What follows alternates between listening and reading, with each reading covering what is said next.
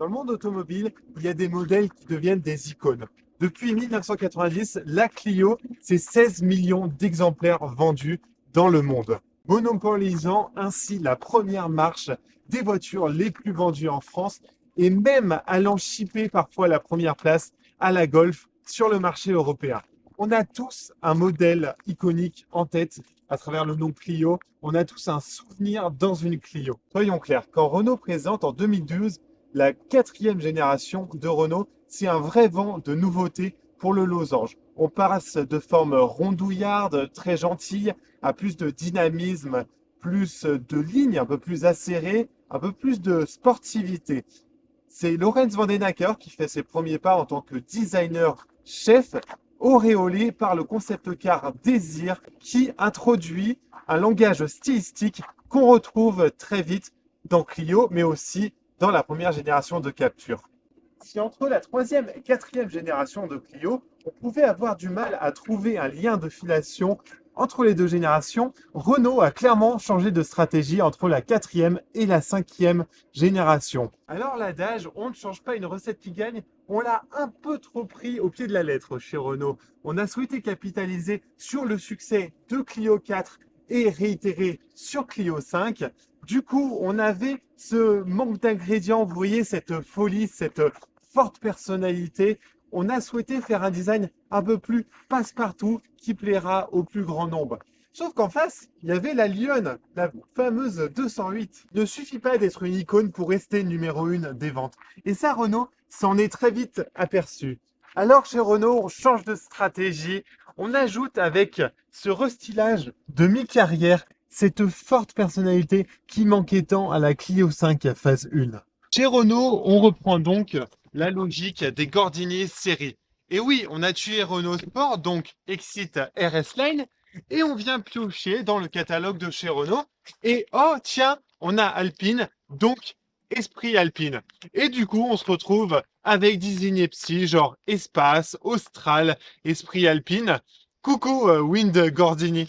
Je dois avouer que comme la finition RS Line, cette finition Esprit Alpine ajoute cette sportivité, un peu plus de caractère encore à Clio, disponible à partir de 23 400 euros. Attention, il n'y a plus de moteur diesel désormais. Et si vous voulez une boîte automatique, il faudra opter pour cette version essence hybride 145 chevaux.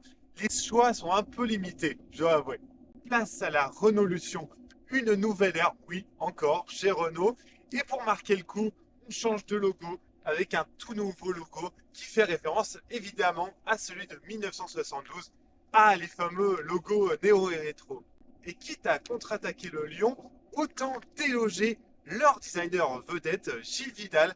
Voici donc la première œuvre de Gilles Vidal pour une voiture de série qui a dit qu'il avait vécu en F1 que le mercato était intéressant. Donc, nouvelle ère et nouveau logo, check. Nouvelle signature lumineuse, check. Évidemment, je ne vous apprends rien. Les C-Shape, c'est fini. On pouvait apercevoir déjà sur Renault Trésor. Et donc, Scenic Vision vient introduire cette nouvelle signature lumineuse, ce fameux 2000 losanges. Par contre, aujourd'hui, il est important d'uniformiser une gamme. Vous voyez cette signature lumineuse, hop, Mercedes.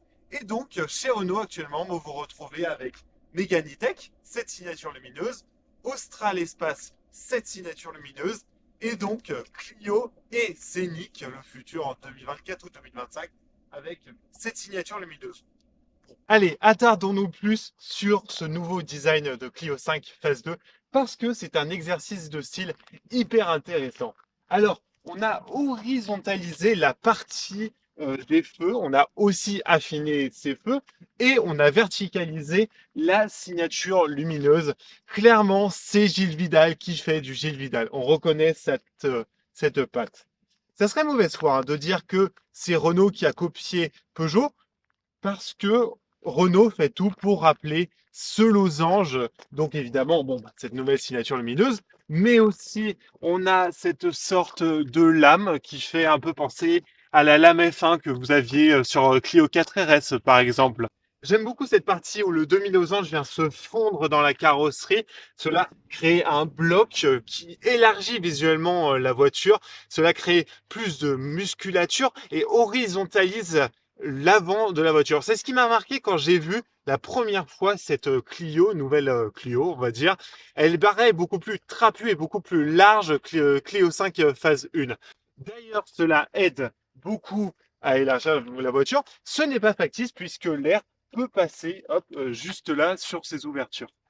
Bon là, vous avez les coulisses de tournage. On a trouvé un spot aux petits oignons. Vous allez voir, les images vont être vraiment superbes. Bon, vous avez un peu les aléas du tournage. On a un temps un peu aléatoire ces temps-ci. Donc, on va parler carrosserie recouverte de neige. Nickel.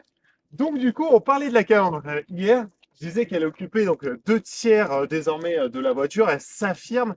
Et ce fameux logo est aidé de ressortir. Donc, on pouvait voir déjà sur Renault Désir, sur le concept car, est aidé par un système de dégradé de chrome.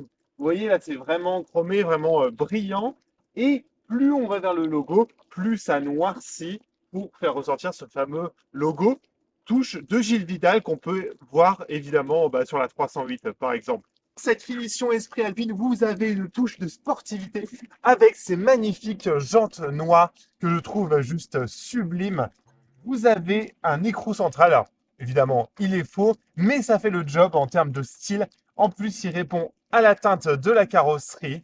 Alors évidemment, quand on regarde le côté, on peut se dire que ça fait un peu chargé, puisque sur ce recyclage, la partie latérale de la voiture a moins été touchée, elle est beaucoup plus douce.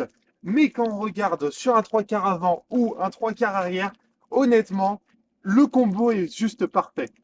Le but d'un recyclage, c'est d'apporter de la nouveauté en attendant, du coup, en l'occurrence, la 6e génération, tout en étant économe. Alors, du coup, sur le côté, on a Exit RS Line et bien Esprit Alpine dans un magnifique badge qui reprend là aussi le ton de la carrosserie. Et sur cette finition Esprit Alpine, on n'a plus les chromes sur les encadrements de porte, mais bel et bien un jeu là aussi pour rappeler les jantes de bleu et de noir. Alors, Renault n'a pas oublié le recyclage sur cette partie arrière et c'est à noter puisqu'en général, les recyclages se concentrent principalement sur l'avant. Là encore, le but est d'asseoir visuellement la voiture et c'est aidé par ces fameuses ailettes latérales sur la partie basse. Alors, c'est factice, c'est un peu dommage, mais honnêtement, ça fait le taf, ça permet d'asseoir la voiture. Vous avez désormais des feux qui sont translucides à la manière d'une Porsche. Donc voilà, on joue dans la cour des grands, j'ai envie de vous dire. Et ça fait effet d'une nouveauté. Ça fera peut-être tuning pour certains. Moi, je trouve que ça fait sportif. Ça donne du caractère, cette voiture. Et nul doute que on retrouvera ces feux sur les Clio 5 phase 1, puisque c'est le même bloc optique. Sur cette finition Esprit Alpine, vous avez également un diffuseur. Évidemment, je n'ai pas besoin de vous dire qu'il est factice, mais là encore, ça amène cette fameuse touche de sportivité, d'autant plus qu'il reprend la fameuse teinte qu'on retrouve à l'avant, qui rappelle elle-même la fameuse lame F1 qu'on pouvait apercevoir sur Clio 4 RS, par exemple. Si on s'attarde sur ce feu qui paraît de prime abord assez doux au niveau du visuel, en tout cas plus doux qu'à l'avant, évidemment, qui a donné beaucoup de caractère, vous avez un écho, par exemple, entre l'avant et l'arrière sur cette partie avec cette nouvelle signature lumineuse. Vous avez également un relief dans ce feu que je trouve juste superbe, honnêtement. C'était pas obligé de le faire et ça apporte du cachet à ce feu. Et sur la partie basse, on passe à autre chose que les feux. Vous avez un motif là encore un peu carré qui muscle le jeu de Clio, qui rappelle l'avant dont je vous parlais hier du coup, parce que on est un deuxième jour. Alors malheureusement, point de clignotant en défilement. C'est un petit détail qui fait toujours son effet, mais il faut souligner l'apport de nouveautés qui permet à Clio d'être de nouveau en compétition. Alors place à l'intérieur maintenant. Il n'y a pas de différence entre Clio 5 phase 1 et Clio 5 phase 2, puisque déjà entre Clio 4 et Clio 5, on avait clairement gagné 10 ans, donc on ne change pas une recette qui gagne. Le fait que vous soyez dans une finition Esprit Alpine est clairement rappelé partout. Des inserts bleu, blanc, rouge sur les sièges, mais aussi sur le tableau de bord, des surpiqûres, sur le seuil de porte, sur le tapis de sol. Je ne sais pas si j'en oublie, en tout cas, il y en a clairement partout. Alors, petit point négatif, vous ne trouverez pas le nouveau software Open Airlink qui a été développé avec Google qu'on trouve sur Mechanitech, mais vous trouverez l'ancien système Airlink, tout comme l'ancienne disposition d'écran. Alors, honnêtement, c'était tellement moderne que on ne voit pas que ça a vieilli. Peut-être sur cette partie-là, quand on est habitué dorénavant à avoir des dalles qui sont plus apparentes, là vous avez une casquette un peu à l'ancienne. Mais honnêtement, il ne faut pas oublier que c'est un restylage et que ça aurait clairement coûté trop cher de tout refaire. Donc il faudrait être patient et attendre la génération 6 de Clio pour avoir le nouveau software et la nouvelle disposition d'écran. Sur cette finition Esprit Alpine, vous aurez le droit à de superbes sièges semi-baquets qui apportent vraiment de la sportivité à l'intérieur et aussi du raffinement avec par exemple des surpiqûres, le petit drapeau français, plus de textures, différents matériaux et surtout beaucoup plus enveloppant, donc presque prêt à arpenter les routes sinueuses des montagnes. Même si on n'est pas sur la dernière version d'Open Air Link, ce système a fait ses preuves. Honnêtement, il est pratique, il est intuitif, il est fluide à l'usage. Regardez, vous avez par exemple vos widgets que vous pouvez mettre sur l'écran qui font office de raccourcis. Également sur le tableau de bord, vous avez beaucoup d'affichages divers, par exemple la consommation, la musique ou la radio que vous avez en cours, le trajet GPS, mais également MySense, MySense qu'on retrouve par écho sur l'écran principal où vous pouvez configurer votre style de conduite, donc MySense, Sport, Eco, mais ça c'est devenu un peu traditionnel chez Renault. Alors le tactile c'est bien beau, mais le tout tactile je suis pas trop fan, surtout pour les aspects pratiques. Du coup vous avez pas mal de raccourcis, notamment MySense que vous allez utiliser souvent, qui est hop juste là. Et vous avez aussi ce système de climatisation qui a fait ses preuves, qu'on retrouve également sur Dacia, qui est juste super intuitif et il est hyper pratique à utiliser au quotidien. Et honnêtement, ces petites touches de chrome, c'est assez valorisant pour l'intérieur. Vous voyez là, la puissance de la climatisation, la température, l'orientation. Clairement, on ne peut pas faire plus simple. Bon, là, je suis à l'aise pour aller rouler. Et du coup, je fais 1,90 m. Donc, on va voir comment je me sens à l'arrière. Alors, clairement, je me suis jeté dans le siège. Clairement, je vais devoir me battre avec le conducteur à l'avant parce que, du coup, s'il lui fait 1,90 m et moi aussi, bon, j'ai pas les genoux dans le menton, mais en tout cas, c'est pas le grand confort. Pour dépanner sur un trajet, ça va le faire. Marseille-Paris, ça va être un peu plus compliqué. Mais honnêtement, pour un gabarit Clio, je m'attendais à pire. Pour une voiture qui se veut être la principale du foyer, au niveau du coffre, on a 390 litres de chargement. En dessous, vous avez la roue de secours et le cric. Et là, vous pourrez mettre environ 3 valises cabines, voire un petit peu plus avec quelques sacs. Allez, on est parti en électrique puisque c'est une hybride 145 chevaux en boîte automatique. Si c'est la reine des citadines, par exemple son rayon de braquage ou par exemple ses suspensions qui sont hyper adaptées à la ville, par exemple ça va filtrer vraiment toutes les imperfections de la route. On peut le voir aussi sur les routes sinueuses, les routes de montagne. On a un stabilisateur, hein, mais je peux vous dire que ça secoue. Et là aussi, les suspensions font excellemment leur job. C'est clairement pas une sportive. Le logo Esprit Alpine n'est pas non plus justifié. On regrette toujours les Clio RS. Mais honnêtement, on a du plaisir à conduire. Alors, on n'est pas sur la pureté du sport automobile, évidemment, en plus avec une boîte automatique. Globalement, c'est une voiture qui est plaisante à conduire. Elle est saine, le châssis est très bon, les suspensions sont très bonnes, elle est facile à manier au quotidien. Je parle pas non plus que de la conduite, hein, je parle vraiment de toute l'interface qui va avec, vraiment toute l'ambiance qui va autour. C'est une voiture qui est hyper confortable avec les sièges semi-baquets, cette finition Esprit Alpine. En fait, c'est pas de la sportivité en plus, vous voyez, c'est une sorte de raffinement en plus, une sorte voilà, de confort en plus. Bon, après 3 jours d'essai, parlons aspect pratique et information utile et consommation parce que en ce moment, c'est ce qui nous intéresse beaucoup quand on achète une voiture.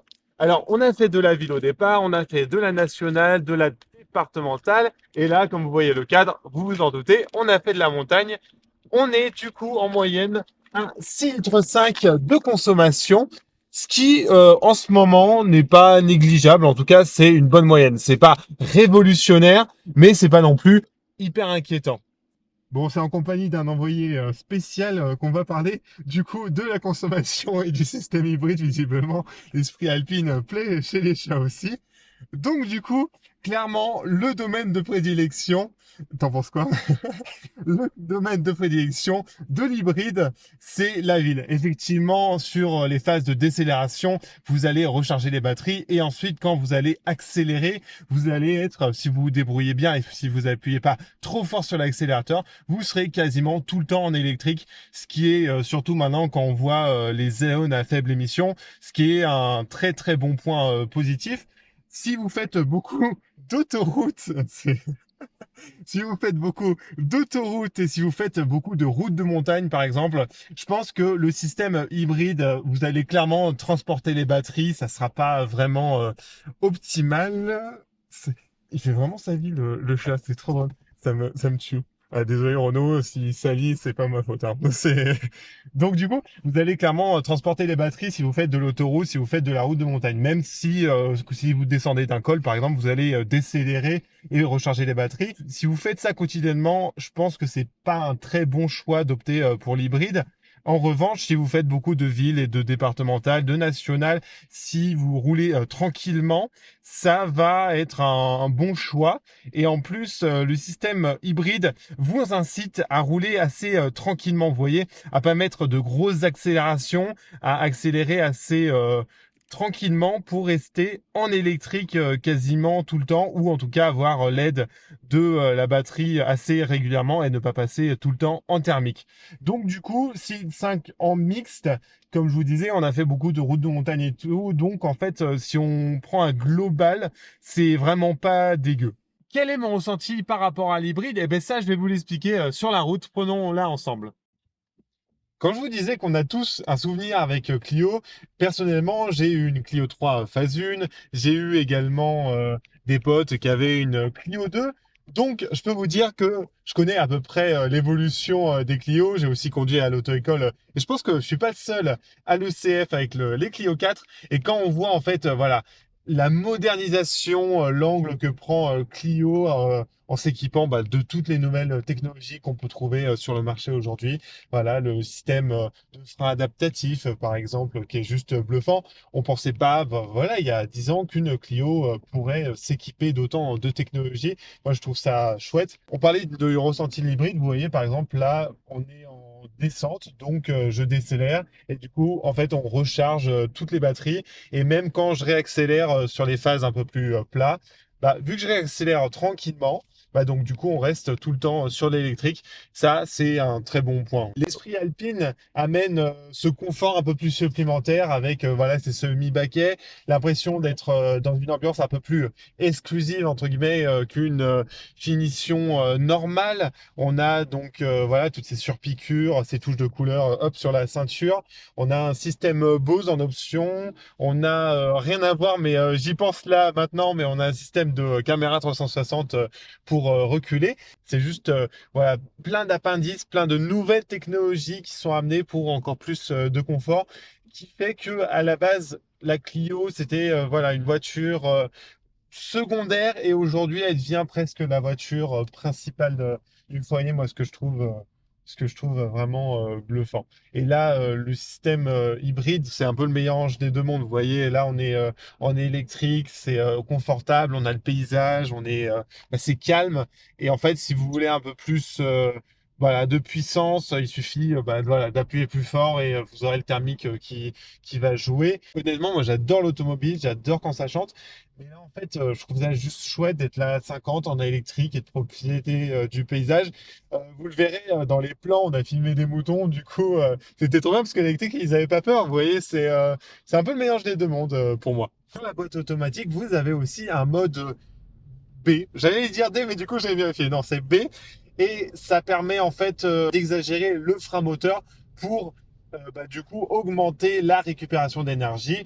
Et du coup, ce mode B voilà, régénère encore plus la récupération de batterie. Et du coup, dès que vous levez le pied en fait de l'accélérateur, hop, ça va freiner automatiquement en frein moteur. Donc vous voyez, là, on traverse un petit village. On a envie d'être au calme et de faire profiter du calme pour les gens.